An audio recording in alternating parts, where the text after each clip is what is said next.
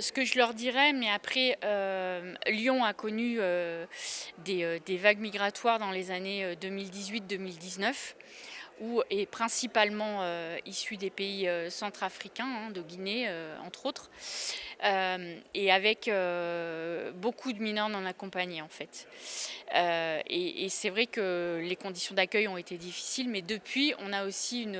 une baisse, mais un peu comme partout en Europe, on a une baisse, hein, des flux migratoires. Mais en tout cas, ce qu'il est important aujourd'hui ce à quoi il est important aujourd'hui de travailler, c'est d'arriver à accueillir et à encadrer correctement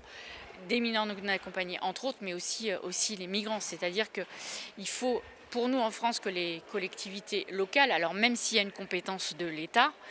il faut que les deux travaillent ensemble pour arriver à faire en sorte d'accueillir au mieux les migrants, que ceux qui doivent être retournés dans leur pays d'origine le soient. Moi, j'étais favorable à ce qu'on travaille sur des retours volontaires, mais avec un véritable accompagnement,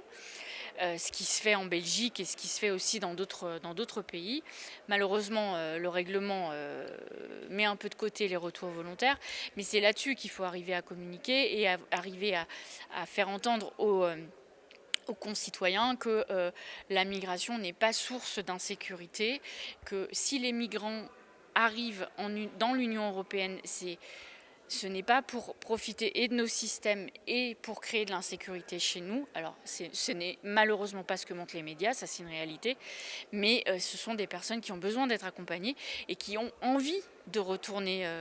dans leur pays. Elles n'ont pas, l'objectif pour elles n'est pas de rester.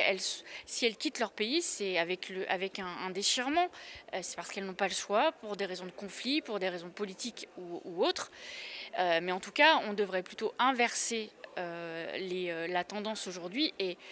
les financements qui vont servir pour construire les hubs de retour seraient beaucoup plus utiles à la politique d'aide au développement. Comme on voit aujourd'hui que c'est des budgets qui risquent de subir quelques